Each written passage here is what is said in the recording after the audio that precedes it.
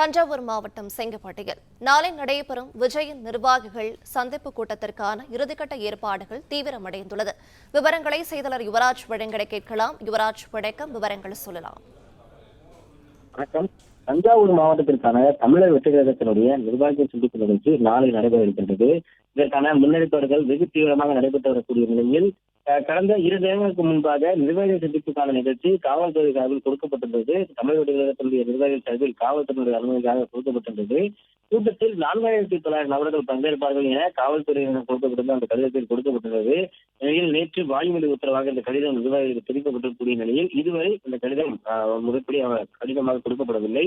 அந்த வகையில் இந்த கூட்டத்தில் பங்கேற்கக்கூடிய நிர்வாகிகளுக்கு, அதாவது 5000 நபர்களுக்கு 25,000 வாட்டர் பாட்டில்கள் ஏற்பாடு செய்யப்பட்டிருக்கின்றன. இந்த நிகழ்ச்சி மதிய உணவுக்கு முன்பாகவே முடிப்பதற்காக திட்டமிடப்பட்டிருக்கின்றது. காலை 10 மணி முதல் 3 மணிக்குள் நிகழ்ச்சி முடிப்பதற்காக காவல்துறையிடம் அனுமதி கோரப்பட்டிருக்கின்றது.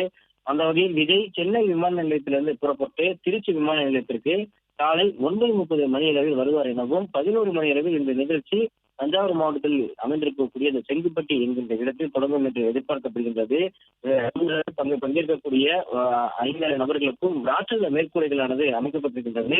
வெயிலினுடைய பாதிப்பாலும் அதே போன்று மயக்கமடைதல் போன்ற எந்தவித அசம்பாவிதங்களும் ஏற்படாமல் இருப்பதற்காக இந்த கூரைகளும் அமைக்கப்பட்டிருப்பதாக இந்த நிர்வாகிகள் தெரிவிக்கப்பட்டுள்ளனர்.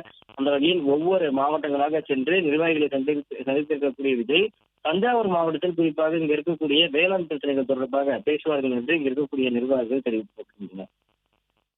பிளே ஸ்டோர் மற்றும் ஆப் ஸ்டோரில் இருந்து பாலிமர் செயலியை QR கோடு மூலம் பதிவிறக்கம் செய்யுங்கள். செய்திகளை உடனுக்குடன் பெறுங்கள்.